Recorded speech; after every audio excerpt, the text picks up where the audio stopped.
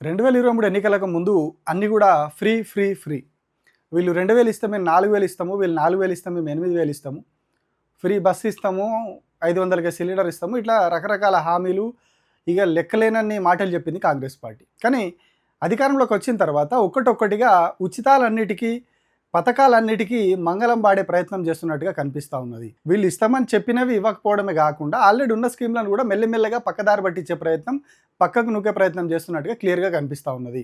ఇదేదో అట్టుగా చెప్తున్న మాట కాదు, ఇది వాస్తవంగా పలు సందర్భాల్లో రుజువైంది. ఇప్పుడు రీసెంట్గా ఇంకొక సంఘటనతోటి మరోసారి రుజువైంది. సో వాటి గురించి వాళ్ళ మనం మాట్లాడుకుందాం.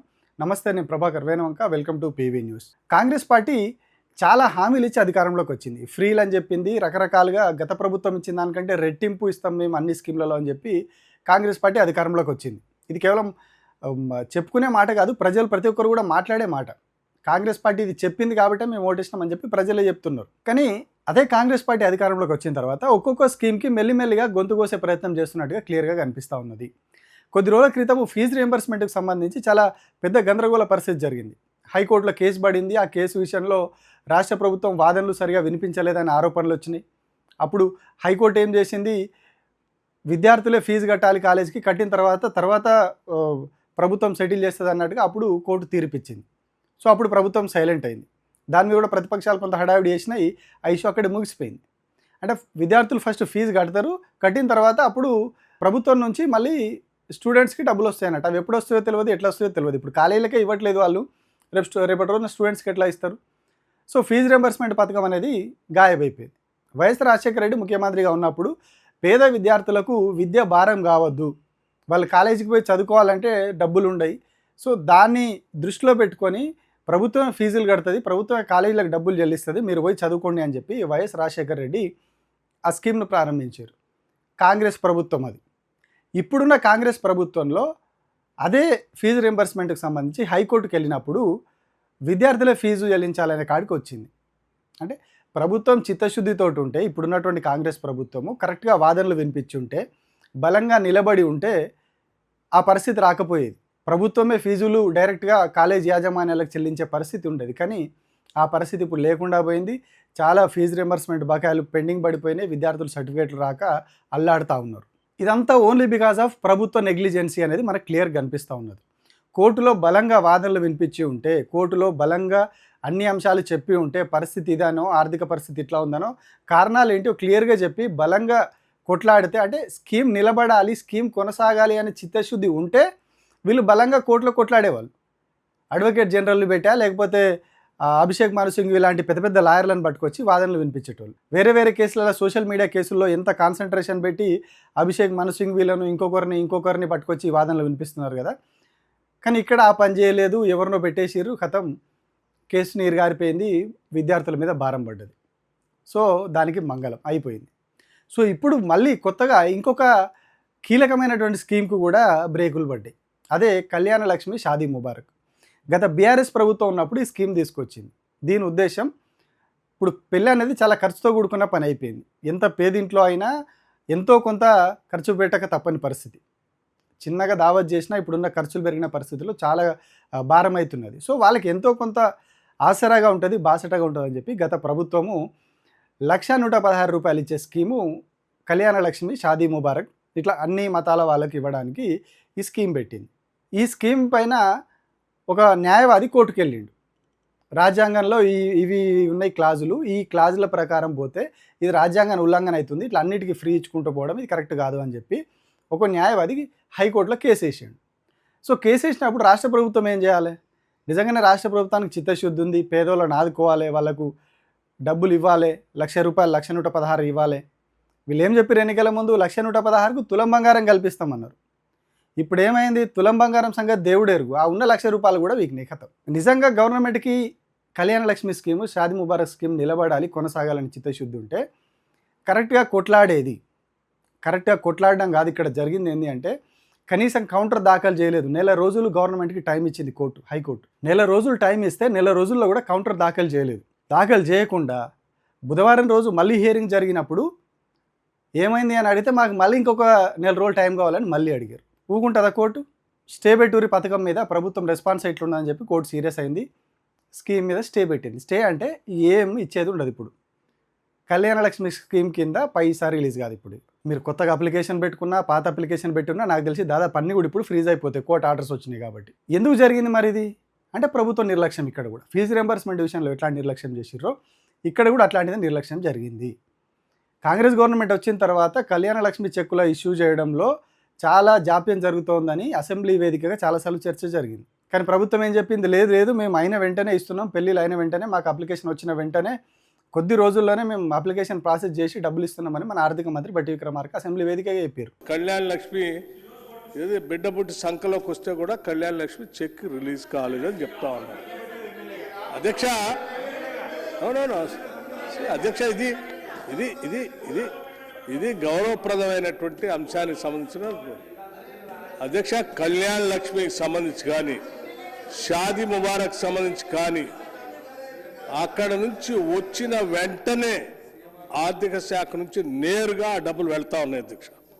ఒకవేళ పొరపాటున అది ఆలస్యం అయిందని సునీతా లక్ష్మారెడ్డి గారు చెప్పినట్టు అది నిజమైతే అక్కడ ఉన్నటువంటి శాసనసభ్యురాలు సంతకం పెట్టకపోవటమో, లేకపోతే అక్కడ ఉన్నటువంటి అధికారులు పంపించకపోవటమో, అది అక్కడ ఉన్నటువంటి పాలనాపరమైనటువంటి ఆ శాసనసభ నియోజకవర్గంలో ఉన్నటువంటి వారి ఆధ్వర్యంలో జరుగుతున్నటువంటి కాలయాపన అయి ఉంటుంది తప్ప, ఒకవేళ అది వచ్చి ఉంటే నేను ఎప్పుడు కూడా వారిని అడుగుతా ఉన్నాను, ఆ డీటెయిల్స్ ఏమైనా ఉంటే పంపించండి. ఇందా సీతక్క గారు కూడా చెప్తా ఉన్నారు, ఆ డీటెయిల్స్ ఏమైనా ఉంటే పంపించండి, వెంటనే దాని మీద ఎందుకు ఆలస్యమైందో కూడా నేను లెక్కతో సహా మళ్ళీ సభలో చెప్పడానికి మేము సిద్ధంగా ఉన్నాం.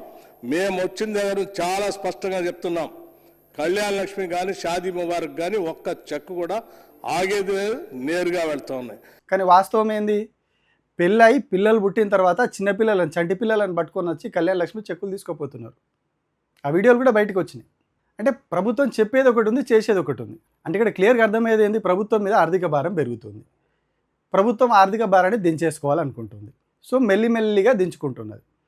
సో మరి ఇది ప్రభుత్వమే ఇట్లా చేయించిందా, కేసు వేయించి ఆగేలాగా చేసిందా, లేదా ఆ లాయర్కు ప్రభుత్వానికి ఉన్న సంబంధం, ఇవన్నీ అది వేరే విషయం. అది ఉందా లేదా అదంతా ఒక చర్చ జరుగుతూ ఉంది, సోషల్ మీడియాలో ఒక సెక్షన్ జరుపుతూ ఉంది. సరే, అది సెకండరీ. కానీ ప్రభుత్వం చిత్తశుద్ధితో కొట్లాడాలి కదా కోర్టు దగ్గర పోయి. నీకు నెల రోజుల టైం ఇచ్చినప్పుడు ఎందుకు కౌంటర్ దాఖలు చేయలేదు? అందులో రాజ్యాంగ ఉల్లంఘనలు జరిగినాయి, కొన్ని ప్రొవిజన్స్ ప్రకారం ఇది కరెక్ట్ కాదు అని చెప్పి ఒక న్యాయవాది కేసు వేసినప్పుడు ఆ ప్రొవిజన్స్ కరెక్టే, సరే ఆయన చెప్పింది ఓకే, కానీ మరి ఈ ప్రొవిజన్స్ ఉన్నాయి, ఇక పేదలు వీళ్ళు ఇట్లాంటి పరిస్థితి ఉన్నది, సో ఈ కారణాలతో మేము ఈ పథకం తీసుకొచ్చిన ఉద్దేశం ఇది అని చెప్పి ఎందుకు అధికారులు కౌంటర్ దాఖలు చేయలేకపోతున్నారు? ఎందుకు దాఖలు చేయలేకపోయారు? హైడ్రా రంగనాథ్ మీద హైకోర్టు రెస్పాండ్ అయ్యి సీరియస్ అయినప్పుడు వెంటనే ప్రభుత్వంలో ఉన్న మనుషులు స్పందిస్తారు. కానీ కళ్యాణ లక్ష్మి మీద అయినా స్పందించారు, ఫీజు రింబర్స్మెంట్ మీద అయినా స్పందించారు. అంటే ప్రజలకు డబ్బులు ఇవ్వాల్సిన స్కీమ్లు, ఇట్లాంటి స్కీమ్లన్నీ మెల్లమెల్ల కట్ చేస్తున్నారు. సరే, కళ్యాణ లక్ష్మి షాదీ ముబారక్ అనేది కేసీఆర్ పెట్టిన స్కీమ్ పనిచేస్తున్నారు అనుకున్నా, ఫీజు రింబర్స్మెంట్ అనేది కాంగ్రెస్ పార్టీ ముఖ్యమంత్రి వైఎస్ రాజశేఖర రెడ్డి కదా తీసుకొచ్చింది. సో దానికి కూడా మంగళం పాడినట్టే కదా. సో ఇప్పుడు ఇది కూడా పోయింది. అంటే రెండు కీలకమైన పథకాలు. ఒకటేమో ఇప్పుడున్న పరిస్థితుల్లో పెళ్ళి, చదువు అనేవి చాలా కీలకమైనవి. వైద్యము, పెళ్ళిళ్ళు, చదువులు ఇట్లాంటి వాటికనే భారీగా ఖర్చులు అవుతూ ఉంటాయి. సో అట్లాంటి దాంట్లో చదువుకు సంబంధించి ఖతం, పెళ్ళిళ్ళకి సంబంధించి ఇస్తామన్న ₹1,00,000 పోయినాయి. అంటే పాతోళ్ళు ఇచ్చిన 1,00,000 పోయినాయి. వీళ్ళు ఇస్తామన్న తులం బంగారం అసలు ఇప్పటివరకు లెక్కపత్రం లేదు, అసలు అది జాడ కూడా లేదు. మీరు కౌంటర్ వేసేది ఎప్పుడు 4 వారాలు అన్నారు, అది 4 వారాలుగా పోతుంది. అది చూడండి, ఇప్పుడు అప్పుడే తేలేదు ఇది. ఇప్పుడు అప్పుడే కోర్టు స్టే ఎత్తేది, అది పోతూనే ఉంటుంది. ఇక తుంబబంక సాగినట్టు సాగుతూనే ఉంటుంది. ఖతం, ఆ పైసలు కూడా బంద్. ఇట్లా ఇంకెన్ని స్కీమ్ల గొంతు కోసే ప్రయత్నం చేస్తున్నారు. ఆల్రెడీ రైతు భరోసా, రైతు బంధుని రైతు భరోసా చేసిరు. భరోసా చేసి అసలు దానికి భరోసా లేకుండా చేసిరు. పేరులో భరోసా ఉంది కానీ దానికి భరోసా లేదు. ఇప్పటివరకు వాళ్ళు పూర్తి స్థాయిలో ఇచ్చినాయి 2. 5-6 సీజన్లు పోయినాయి. 6 సీజన్లు పోతే 6 సీజన్లలో 2 క్లియర్గా వీళ్ళు పర్ఫెక్ట్గా పూర్తి స్థాయిలో ఇచ్చింది. మధ్యలో 2 ఎగ్గొడతారు, ఒక దాంట్లో 2 ఎకరం 2 ఎకరాలకి ఇచ్చి వదిలి పెడతారు. సో అది కూడా పోయింది. ఆ రైతు బీమాకు సంబంధించి కూడా ప్రీమియం కట్టలేదు అని వార్తలు వస్తున్నాయి. అంటే ఒక్కొక్క స్కీమ్ గొంతు కోస్తూ ఉన్నది ప్రభుత్వము. పేదలకు ఇవ్వాల్సిన స్కీమ్లు అన్నీ మెల్లగా పోతున్నాయి. కాకపోతే మినిస్టర్ క్వార్టర్ల బాత్రూమ్ ఖరాబ్ అయితే 40 లక్షలు 50 లక్షలు రిలీజ్ చేస్తారు. ఇంకొక మినిస్టర్ క్వార్టర్లో ఇంకొకటి ఏదో చిన్న రిపేర్ వస్తే దానికి లక్షల్లో రిలీజ్ చేస్తారు. కుందన్ బాగ్లో ఇంకొక ఐఏఎస్ క్వార్టరో మంత్రి క్వార్టర్ ఒక తేడా ఏదో అయింది, చిన్నగా ఏదో ఇబ్బంది అయిందంటే దాని రిపేర్లకు లక్షలు రిలీజ్ చేస్తారు. ఇట్లా వృధా ఖర్చులు అవుతాయి. కానీ పేదవాళ్ళకి ఇచ్చే స్కీమ్ల విషయంలో కంప్లీట్గా ఒక్కటి పోతూ ఉన్నాయి. ఇది నెమ్మదిగా జరుగుతూ పోతున్నది. స్లో పాయిజన్ లాగా మెల్లిమెల్లిగా అన్ని కత్తిరించుకుంటూ పోతున్నారు. ఎన్నికల ముందు అరచేతిలో వైకుంఠం చూపించారు, ఇగో ఇది మస్తు ఉంటుంది స్వర్గం, ఇది ఇట్లుంటుందని చూపించారు. ఇప్పుడు చేయి తిరగేసిర్రు, వెనకాల మట్ట చూపిస్తున్నారు. ఇప్పుడు చేయి తిరిగేసి ఇది చూపిస్తున్నారు. ఇప్పుడు రేపు ఇంకా మిగిలిన 2 ఏళ్లలో ఇంకేం స్కీములు కోత పెడతారో తెలియదు. ఏముంది, కోట్లనే ఉంది కదా, కొట్లాడతారు చేస్తారు అంటే ఆల్రెడీ వీళ్ళు కొట్లాడాల్సిన స్థాయి దాటిపోయింది. నిజంగా చిత్తశుద్ధితోటి కొట్లాడేది ఉంటే ఈ పాటికే కొట్లాడుతుండే. ఫీజు రియంబర్స్మెంట్ విషయంలో గట్టిగా వాదనలు వినిపించి అప్పుడే అది విద్యార్థుల మీద భారం పడకుండా ఆపేటోళ్ళు పోయింది. ఇప్పుడు కళ్యాణ లక్ష్మి షాదీ ముబారక్ విషయంలో కూడా అదే అయింది. ఆల్రెడీ రైతు భరోసా అయింది, మనం చూసినాం. సో ఇట్లా ఒక్కొక్కటి అన్నీ పోతున్నాయి. సో ఈ 5 ఏళ్ళు పూర్తయ్యేలోపు మరి ఎన్ని స్కీములు ఉంటాయో ఎన్ని పోతాయో తెలియదు. చెప్పే మాటలేమో బారెడు ఉన్నాయి, పెద్ద పెద్ద మాటలు మాట్లాడతారు, పెద్ద పెద్ద డైలాగులు కొడతారు. తిట్టు అంటే ఇక దునియాలో ఉన్న తిట్లన్నీ తిడతారు, రేపు పొద్దున్న దాకా తిట్టు అంటే నాన్ స్టాప్గా తిడుతూనే ఉంటారు. కానీ ఇక్కడ పేదోన్ని మాత్రం పట్టించుకునే పరిస్థితి లేదు. పేద బిడ్డలకు అందాల్సిన స్కీమ్లన్నీ పోతున్నాయి.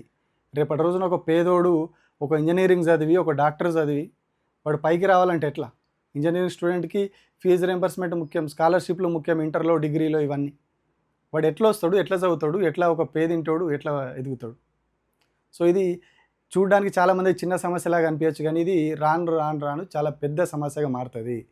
సామాజిక రుగ్మతలను దూరం చేయడానికి తీసుకొచ్చిన స్కీములు ఇవి. ఇప్పుడు వాటిని మళ్ళీ ఆహ్వానిస్తున్నది ప్రభుత్వం, ఈ స్కీములను పక్కన పెడుతున్నది. సో ప్రజలు ముందుకొచ్చి ప్రశ్నించినంత కాలం, ఎదురు తిరగనంత కాలం ఇట్లనే చేసుకుంటూ పోతారు వీళ్ళు. కోర్టు పేరు మీద పెడతారు. ఇప్పుడు ఏమైనా అడిగితే కోర్టు అంటారు, కోర్టు పరిధిలో ఉన్నది మేము ఏం చేయలేమంటారు. సో అదొక సాకు దొరుకుతుంది వాళ్ళకి. ఆ సాకు చెప్పి మనను చేస్తారు. సో ప్రజలు ఇప్పటికైనా మేల్కోవాలి, ప్రశ్నించడం నేర్చుకోవాలి. ఏం జరుగుతుంది, ఏం చేస్తుంది అనేది క్వశ్చన్ చేయనంత కాలం ఇట్లనే రావాల్సినవన్నీ పోతూనే ఉంటాయి. మనకు లాస్ట్కి తీసుకొచ్చి అప్పులు మనని కట్టుకుంటారేమో, రాష్ట్ర ప్రభుత్వం తల మీద ఉన్న అప్పులు కూడా తీసుకొచ్చి మీరు కట్టుర్రి అని చెప్పి పేదోళ్ళ మీద వేస్తారేమో తెలియదు. ఏం జరుగుతుంది ఇక ఫ్యూచర్లో చూద్దాం. ఇంకా 2 ఏళ్ల కాలంలో ఏం చేస్తుంది కాంగ్రెస్ గవర్నమెంట్ చూద్దాం. Thank you.